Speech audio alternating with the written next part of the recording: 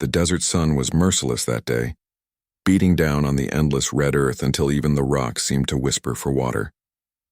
Dust lifted off the trail as a lone rider pushed his tired horse across the barren stretch. His name was Colton Hayes, a man whose silence carried the weight of too many regrets.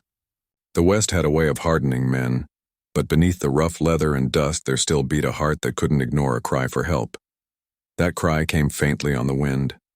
At first, Colton thought it was just the desert playing tricks. But then it came again, weaker this time, like someone fighting to stay conscious. He reined his horse sharply toward the sound. A few hundred yards ahead, beneath the shade of a twisted juniper, he saw her, a woman slumped over, her dress torn. One leg scraped and swollen, her skin ghostly pale under the sun. He leapt from his saddle, dropping to his knees beside her. "Ma'am, can you hear me?" he asked, his voice rough but gentle. Her eyes fluttered open, blue, dazed, and filled with pain. "Snake bit me," she whispered, pointing to her thigh. Colton's pulse kicked hard. He could already see the swelling, purple and angry, spreading fast up her leg. He didn't have time to think, only to act. "Stay still," he said, pulling his knife free. He tore a strip from his sleeve and tied it tight above the bite. Then, without hesitation, he pressed his hand near the wound. The desert air went still. He leaned down, not out of anything improper, but because it was life or death. He drew the venom out, spat it to the side, and repeated until he was sure he'd done all he could. Her breathing steadied a little, but the fever was already coming. "You're going to be all right," he said, though his heart pounded with doubt. Her name, he learned later, was Clara Bennett, a rancher's daughter trying to cross the desert alone after her wagon broke down.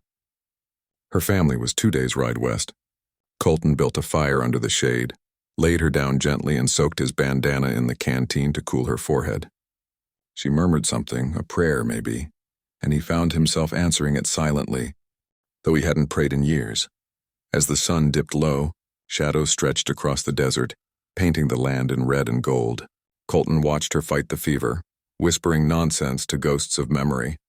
He stayed awake all night, feeding the fire, keeping the wolves, both real and the ones inside his own heart, at bay. By morning, her fever broke.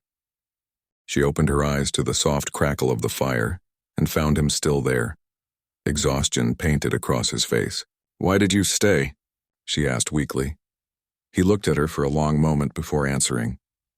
"Because I've seen what happens when good people don't." He helped her sit up, offering a sip of water.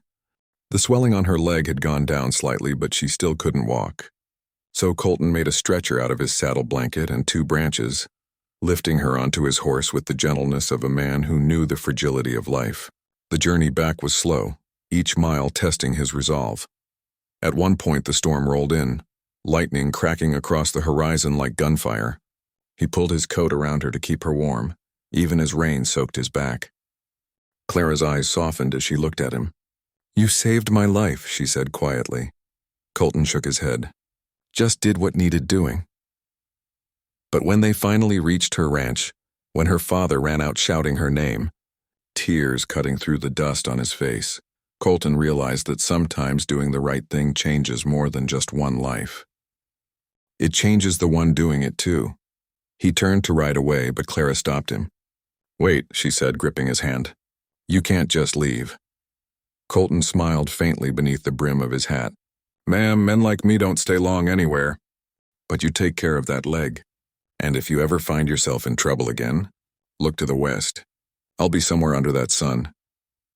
As he rode off into the horizon, the wind carried her voice faintly behind him. "Thank you, cowboy." He didn't answer. He didn't need to. Some debts don't need words, and some heroes don't need names. The desert swallowed his silhouette as the first light of dawn touched the earth, and a legend was born, not of violence, but of quiet, unshakable courage. And for those who heard the tale, for those who felt that spark of humanity still burning beneath the grit and dust of the Old West, they knew. Sometimes, the unthinkable isn't about cruelty or shock. It's about mercy, about risking everything to save a life when no one else would. If this story moved your heart, hit that subscribe button, because out here on the storytelling frontier, every tale is a reminder that courage, kindness, and redemption never go out of style. Ride with us for more powerful cowboy stories that'll touch your soul.